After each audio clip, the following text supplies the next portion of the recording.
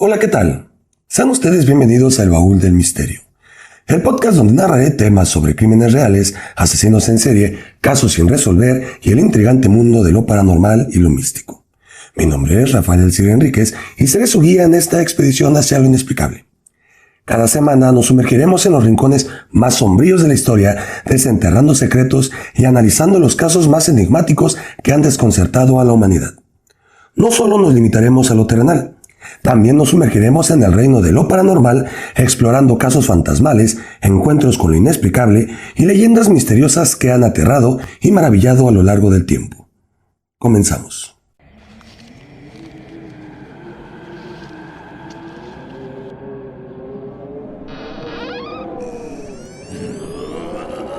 El Baúl del Misterio.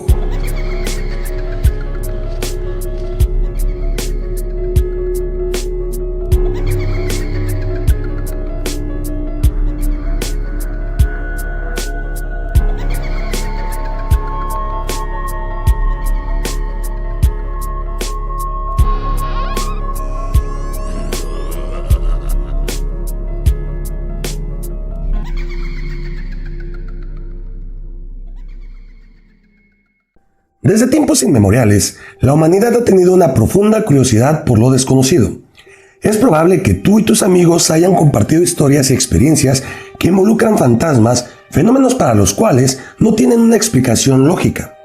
Aunque este tema puede resultar inquietante para muchos, generando miedo al recordar o imaginar tales encuentros, para otros representa un campo fascinante digno de estudio. La curiosidad por lo desconocido despierta preguntas sobre lo que hay más allá de nuestra comprensión. Las historias de fantasmas han sido objeto de fascinación y, en ocasiones, de rechazo en diversas culturas alrededor del mundo. A pesar de ser a menudo satanizadas, estas historias persisten como parte del folclore y la tradición, reflejando nuestra eterna búsqueda de respuestas sobre lo que ocurre después de la muerte.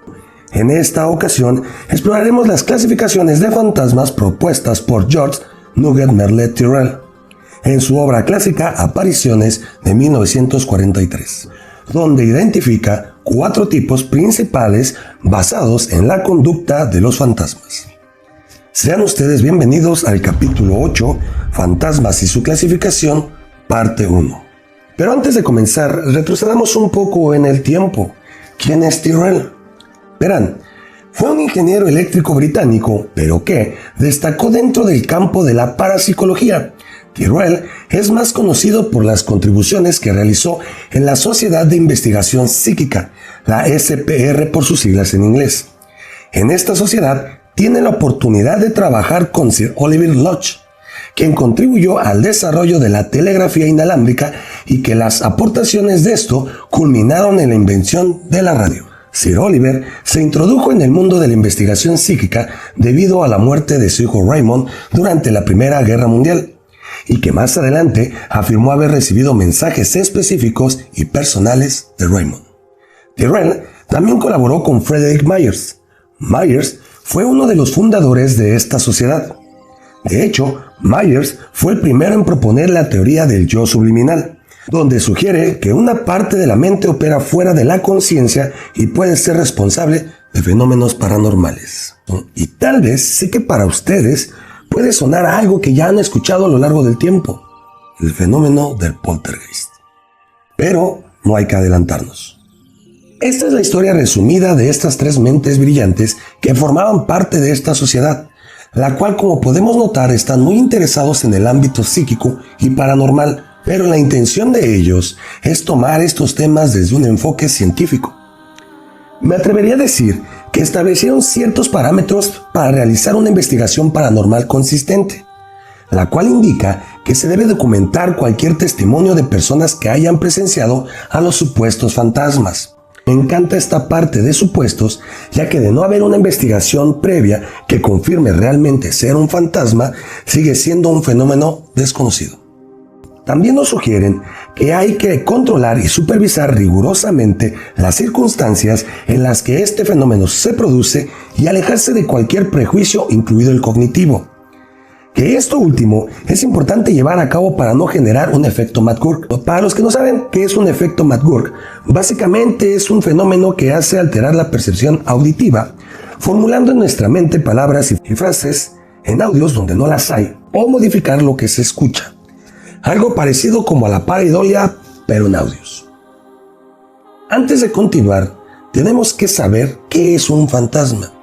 Pues verán, según Frederick Myers, la definición de un fantasma es la manifestación de una energía personal persistente que va más allá de la muerte, la cual está de alguna forma conectada con la persona previamente conocida en vida. Myers le da un enfoque en la supervivencia de la personalidad y la continuidad de la conciencia después de fallecer. Y esto influyó en gran medida en el pensamiento y la investigación en el campo de la parapsicología y el fenómeno paranormal. Por otro lado, según los parapsicólogos, los fantasmas existen en el punto medio entre nuestra dimensión y el más allá, y que funcionan como frecuencias de radio entre las estaciones. Esto quiere decir que no son capaces de cruzar al mundo espiritual, pero tampoco son capaces de quedarse en el mundo de los vivos. Como les comenté al inicio, Tyrrell hace una clasificación de rasgos generales que los divide en 4 grupos, y esta clasificación aún es referente para investigadores dentro del tema paranormal. La primera clasificación son las apariciones que frecuentan habitualmente en un lugar determinado. El comportamiento de este grupo, según Tyrrell, es que generalmente no causan miedo, son inofensivas y a veces son aceptadas por las personas del lugar y en ocasiones llegan a ser tratadas como un miembro de la familia. Un ejemplo que se adapta a este tipo de aparición, debido al comportamiento que se muestra en la descripción de Tyrrell, es el fantasma de la Dama de Gris en la biblioteca de Willard en Indiana, en Estados Unidos. La historia de este fantasma es incierta, puesto a que no existe un registro ni un evento documentado antes de las apariciones de dicho fantasma. Mas sin en cambio, la Dama de Gris ha sido vista desde la década de 1930. Pero relatos indican que este fantasma ronda este lugar desde los primeros años de su inauguración, que fue en 1885. La identidad de la Dama de Gris sigue siendo un misterio, aunque hay varias teorías que sugieren que podría ser el espíritu de una bibliotecaria o una mujer que alguna vez en vida estuvo vinculada con la biblioteca. Muchos visitantes y empleados de la biblioteca han reportado haber visto a la Dama de Gris o haber experimentado fenómenos extraños, como libros que se mueven solos o cambios repentinos en la temperatura. Incluso existen testimonios de niños que mencionan haber visto o hablado con una dama amable dentro de esta biblioteca, describiendo a la Dama de Gris sin conocer previamente la historia. Asimismo, muchos han reportado sentir un cambio repentino en la temperatura en diferentes habitaciones cuando la Dama de Gris está presente. Esto suele describirse como una brisa fría o una sensación de escalofríos. También algunos visitantes han informado oler un perfume antiguo o un aroma floral en áreas donde la Dama de Gris ha sido vista, sugiriendo que su presencia viene acompañada de estos olores. Este caso ha maravillado a diferentes grupos de investigadores paranormales, los cuales aseguran haber presenciado desde encuentros visuales y sensoriales hasta fenómenos físicos. Estas interacciones han sido reportadas a tal grado de que la administración se dio a la tarea de colocar cámaras web que graban en tiempo real y que las personas pueden interactuar con estas cámaras con la intención de obtener evidencia al registrar dicho fenómeno. También otro ejemplo que se adapta a este tipo de aparición y de hecho da origen aquí en México, específicamente en el Hospital Juárez, es el de la enfermera con el nombre de Eulalia, quien trabajó en este hospital y en vida era reconocida por su uniforme impecable y bien planchado. Debido a estas características se le atribuye el nombre de la planchada. La historia cuenta que Eulalia se enamoró de un médico que trabajaba en el hospital, pero este médico no correspondió a sus sentimientos y eventualmente la dejó por otra mujer. Eulalia, devastada por el desamor, comenzó a descuidar su trabajo y murió con un gran sentimiento de culpa por no haber atendido correctamente a sus pacientes durante su periodo de duelo. A diferencia de muchas historias de fantasmas, la planchada es conocida por sus actos benévolos. Se dice que su espíritu continúa cuidando a los pacientes del hospital y hay numerosos casos, relatos de pacientes y personal del hospital que afirman haber sido atendidos por una enfermera vestida con un uniforme antiguo, solo para descubrir más tarde que no hay ninguna enfermera con esa descripción en servicio. Este fantasma siempre se le describe con una vestimenta impecable y el uniforme perfectamente planchado. A continuación, les narraré testimonios en torno a este fantasma en orden cronológico.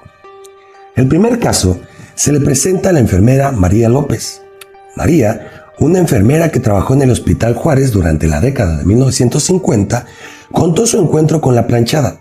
María dijo que una noche, mientras hacía sus rondas nocturnas, vio a una enfermera con un uniforme impecablemente planchado atendiendo a un paciente. Cuando María se acercó para ofrecer ayuda, la figura desapareció repentinamente. María investigó y descubrió que nadie más había visto a la enfermera y que el paciente había mejorado sorprendentemente días después de la aparición. El segundo caso ocurrió en 1972 al doctor Juan Carlos Pérez, quien era un médico residente de este hospital. El doctor Pérez reportó un encuentro con la planchada durante una noche especialmente ocupada en la sala de emergencias. Este doctor vio a una enfermera que no reconoció y le llamó la atención debido al tipo de uniforme que ya era antiguo. Observó que se encontraba ayudando a estabilizar a un paciente crítico y cuando intentó hablar con ella, simplemente desapareció.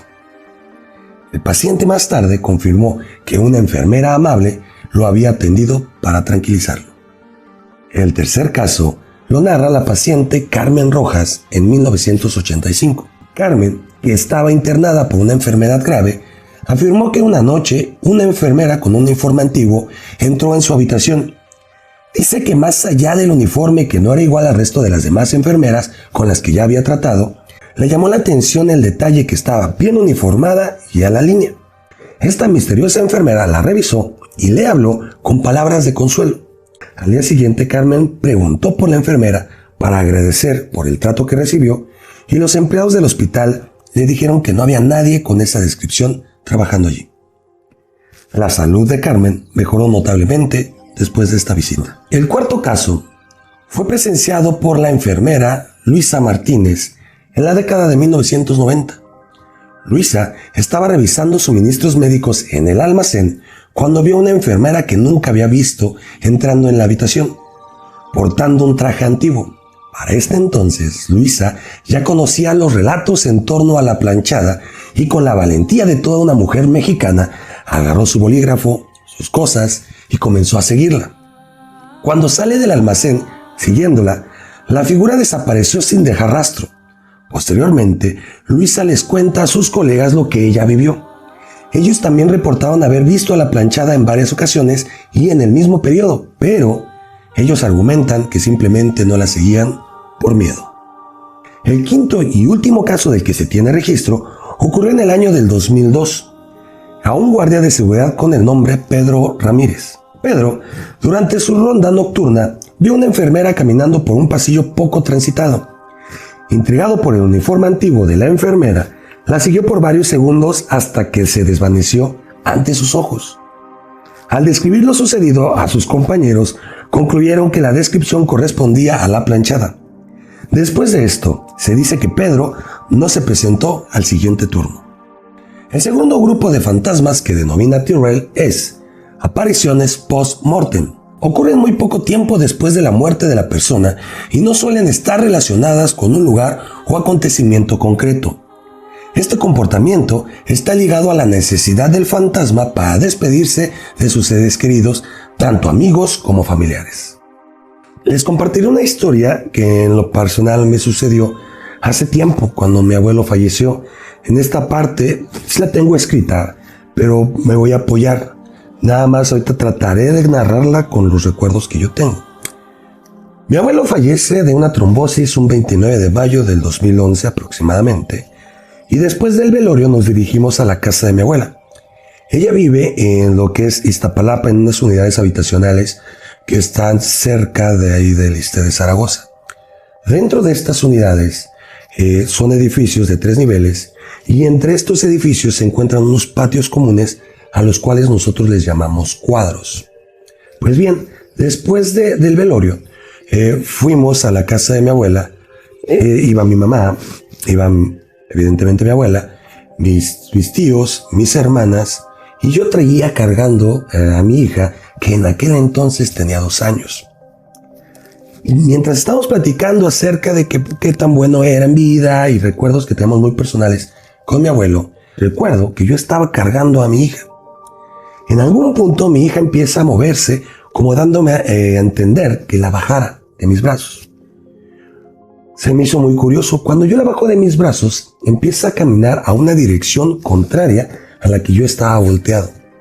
Y mientras iba dando sus pequeños pasos, ella iba estirando las manos, como dando a entender que la cargaran, donde evidentemente no había nadie. Al dar unos pasos, lo único que hace es se detiene, inclina la cabeza, hace una señal de adiós y regresa con nosotros. Nosotros lo atribuimos a que fue el fantasma de mi abuelo que fue a despedirse de nosotros, puesto a que no nos causó miedo y se nos hizo extrañeza que mi hija fuera hacia él y que en algún punto se detuviera e hiciera esta señal. El tercer grupo son las apariciones en casos críticos.